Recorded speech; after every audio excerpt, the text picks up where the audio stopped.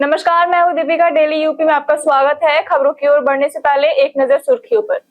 बिजली आपूर्ति में यूपी बना नंबर 1। 45 जिलों में शुरू होगा ग्रामवार गन्ना सर्वेक्षण। यूपी में अब संकरी गलियों तक पहुंचेगी नई फायर ब्रिगेड। यूपी में कांवड़ यात्रा के दौरान बिजली व्यवस्था रहेगी पूरी तरह दुरुस्त। फरवरी तक आएगी पिछड़ा आयोग की रिपोर्ट। इसी के साथ बढ़ते हैं शाम तक की बड़ी खबरों की ओर विस्तार से। 45 जिलों में शुरू होगा ग्रामवार गन्ना सर्वेक्षण। पेराई सत्र 2026-27 के लिए उत्तर प्रदेश के 45 जिलों में ग्रामवार गन्ना सर्वेक्षण और सट्टा प्रदर्शन शुरू हो गया है, जो 30 अगस्त तक चलेगा।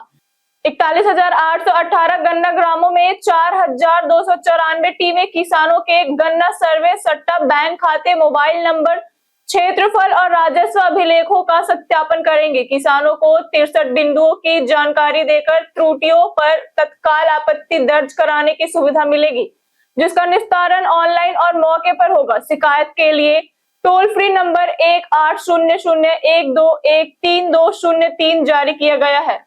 किसान 30 सितंबर तक समिति सदस्यता के लिए आवेदन कर सकेंगे।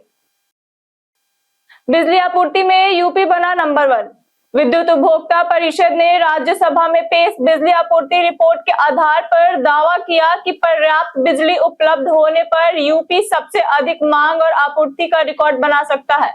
अप्रैल और मई में महाराष्ट्र ने क्रमशः 32,161 और 32,317 मेगावाट की अधिकतम मांग पूरी कर रिकॉर्ड बनाया, जबकि यूपी ने अप्रैल में 29,475 और मई में 31,824 मेगावाट आपूर्ति पर दूसरा स्थान हासिल किया। जून के प्रोविजनल आंकड़ों में यूपी ने 32,673 मेगावाट बिजली आपूर्ति कर देश में पहला स्थान प्राप्त किया। महाराष्ट्र 31,273 मेगावाट के साथ दूसरे स्थान पर रहा। यूपी में अब संकरी गलियों तक पहुंचेगी नई फायर ब्रिगेड। उत्तर प्रदेश सरकार ने संकरे मार्गों, भीड़ भाड़ वाले मोहल्लों और व्यापारिक क्षेत्रों में आग पर तेजी से काबू पाने के लिए 25.79 करोड़ रुपए की लागत से 44 छोटे वाटर टेंडर और 5 फोम फायर टेंडर खरीदने को मंजूरी दी है। वित्त मंत्री सुरेश खन्ना ने बताया कि अग्निशमन एवं आपातकालीन सेवा विभाग जल्द खरीद प्रक्रिया शुरू करेगा।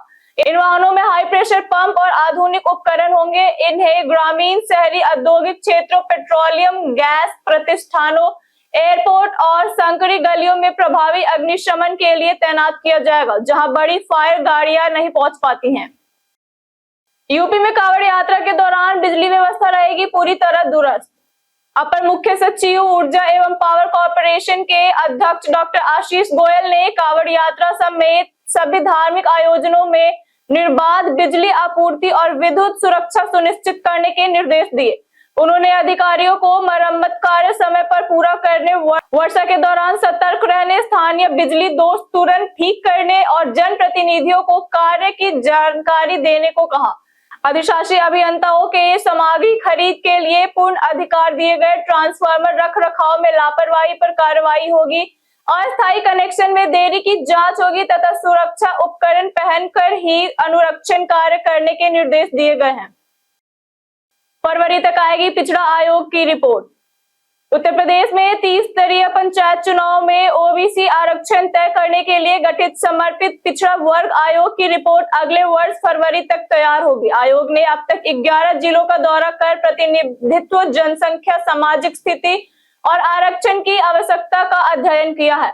दिसंबर तक सभी जिलों का भ्रमण पूरा होगा, जबकि रिपोर्ट तैयार करने में 2 माह लगेंगे। अध्यक्ष न्यायमूर्ति राम अवतार सिंह ने कहा कि यह रिपोर्ट देश के लिए मानक दस्तावेज बनेगी। मुख्यमंत्री योगी आदित्यनाथ की अध्यक्षता में 18 मई को आयोग गठन को मंजूरी मिली थी और 19 मई को आदेश जारी हुआ था। न्यायिक प्रक्रिया में दखल नहीं चलेगा, हाईकोर्ट ने दिया कड़ा आदेश। इलाहाबाद हाई कोर्ट की लखनऊ खंडपीठ ने जिला न्यायालय परिसर में अधिवक्ताओं और उनके मुवक्किल के साथ कथित मारपीट, धमकी और न्यायिक कार्य में बाधा डालने के मामले को गंभीरता से लिया गया है। मुख्य न्यायाधीश के निर्देश पर गठित विशेष पीठ ने जिला जज और पुलिस आयुक्त से विस्तृत रिपोर्ट तलब की। अदालत में पेश वीडियो देखने के बाद पीठ ने प्रथम दृष्टया मारपीट के संकेत मिलने की बात कही। हाईकोर्ट ने सीसीटीवी फुटेज, आरोपियों और आपराधिक इतिहास और अब तक की गई कार्रवाई की रिपोर्ट मांगी है। साथ ही संबंधित अधिकारियों की उपस्थिति और दिल्ली से आए अधिवक्ताओं को पर्याप्त सुरक्षा उपलब्ध कराने के निर्देश दिए हैं। बिना नंबर थार ने बाइक को 100 मीटर तक घसीटा। नाका स्थित डीएवी कॉलेज फ्लाईओवर पर मंगलवार देर रात बिना नंबर की तेज रफ्तार थार ने बाइक सवार युवक को टक्कर मार दी। हादसे में बाइक थार में फंस गई और करीब 100 मीटर तक घिसती रही। युवक गंभीर रूप से घायल होकर सड़क पर गिरा, जिसे अस्पताल में भर्ती कराया गया। आसपास के लोगों ने थार का पीछा कर 2 युवकों को पकड़कर पुलिस के हवाले कर दिया, जबकि एक युवक और युवती फरार हो गए। पुलिस ने क्षतिग्रस्त वाहन हटाकर यातायात बहाल किया। घायल की पहचान और मामले में मुकदमा दर्ज करने की कार्रवाई जारी है। चुनावी तैयारी में जुटी निषाद पार्टी। उत्तर प्रदेश विधानसभा चुनाव की तैयारियों के बीच निषाद पार्टी 24 जुलाई को लखनऊ में जिला, मंडल और प्रदेश स्तरीय पदाधिकारियों के लिए प्रशिक्षण कार्यशाला आयोजित करेगी। कार्यकर्ताओं को राजनीतिक परिस्थिति और चुनावी रणनीति की जानकारी दी जाएगी। पार्टी 5 दिवसीय मंथन एवं प्रशिक्षण शिविर चला रही है, जिसमें महिला, युवा, सोशल मीडिया और आईटी सेल की बैठक भी हो चुकी है। राष्ट्रीय अध्यक्ष एवं मंत्री संजय निषाद ने कहा कि प्रशिक्षण चुनावी तैयारी के लिए जरूरी है। उन्होंने विपक्ष के आरोपों का तथ्यात्मक जवाब देने और मत्स्य समाज के लिए चलाई जा रही प्रमुख सरकारी योजनाओं की उपलब्धि गिनाई है।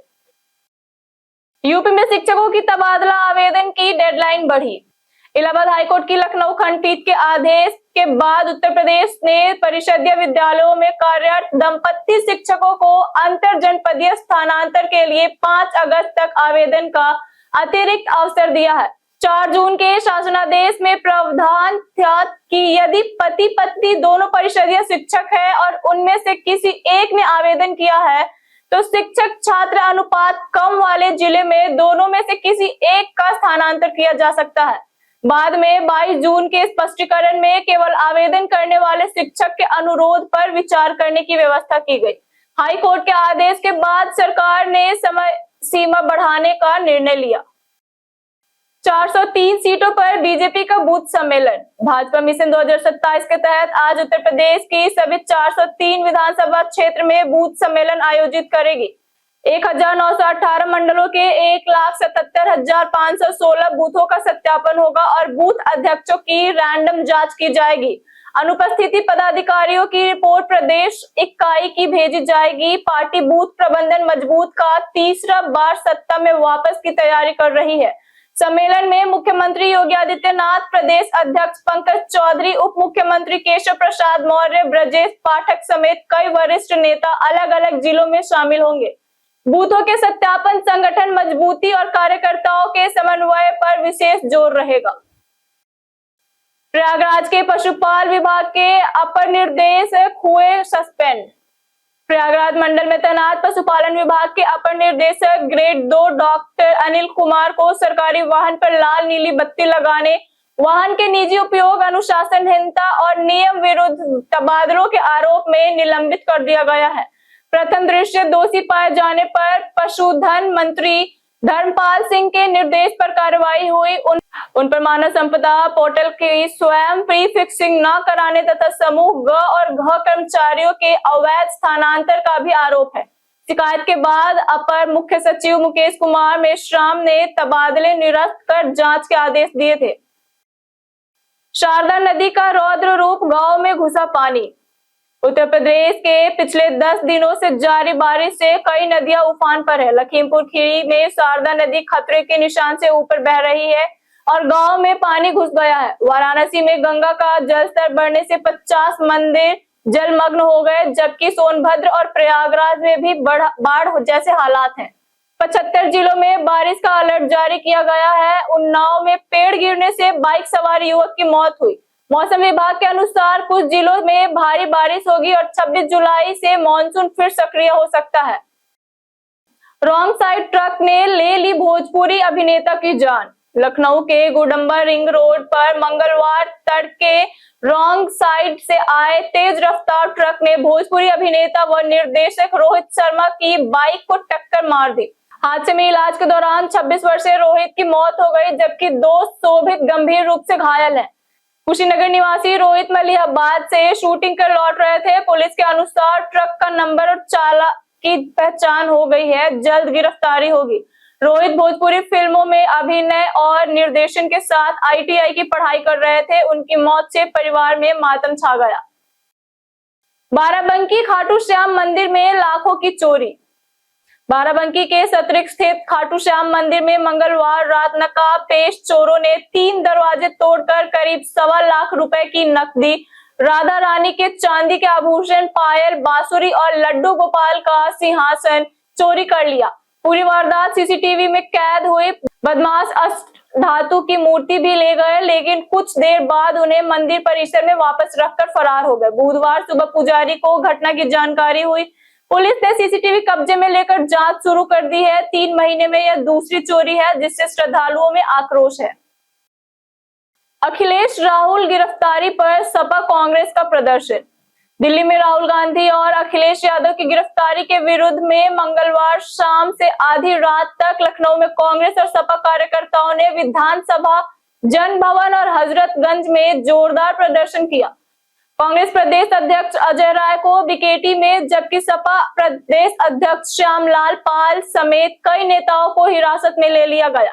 पुलिस ने प्रदर्शनकारियों को घसीटकर इको गार्डन भेजा गया। धक्का मुक्की में 4 कार्यकर्ता घायल होकर सिविल अस्पताल में भर्ती हुए। कांग्रेस ने शिक्षा मंत्री धर्मेंद्र प्रधान के इस्तीफे की मांग उठाई, जबकि प्रदर्शनकारियों ने पुलिस पर मारपीट, कपड़े फाड़ने और बदसलूकी के आरोप लगाए हैं। बीते दिन हमारे वीडियो को बहुत से लोगों ने लाइक किया है। जिन्होंने हमारे वीडियो को लाइक किया उनके नाम है RB सिंह चौहान, रोहित गुप्ता, जयप्रकाश, नितिन शर्मा, प्रमोद कुमार, आलोक कुमार, अरुण त्रिवेदी, राजेश कुमार, दीपू कश्यप, राहुल तिवारी, सिद्धाम अंसारी, सूरज कुमार, राहुल राजपूत, ओम प्रकाश यादव, राजू पल, बीरू सोनकर, राजू कुमार, ब्रिजेश कुमार, संजीव कुमार, अवधेश सिंह, मोनू सिंह, संजय सिंह, शिवम कौशल, हरि ओम और सत्यम तिवारी। इसी के साथ बढ़ते हैं आज के सवाल की ओर। आज का सवाल है, क्या आपके क्षेत्र में सुविधाएं बेहतर हुई हैं? आप अपना जवाब हमें हमारे कमेंट सेक्शन में लिखकर जरूर बताएं। आज के लिए इतना ही। उत्तर प्रदेश के तमाम खबरों के साथ बने रहने के लिए देखते रहिए डेली यूपी, और साथ ही अगर आप यूट्यूब चैनल पर देख रहे हैं तो चैनल को सब्सक्राइब करें, और अगर आप हमारे फेसबुक पेज पर देख रहे हैं तो पेज को लाइक और फॉलो जरूर करें। धन्यवाद।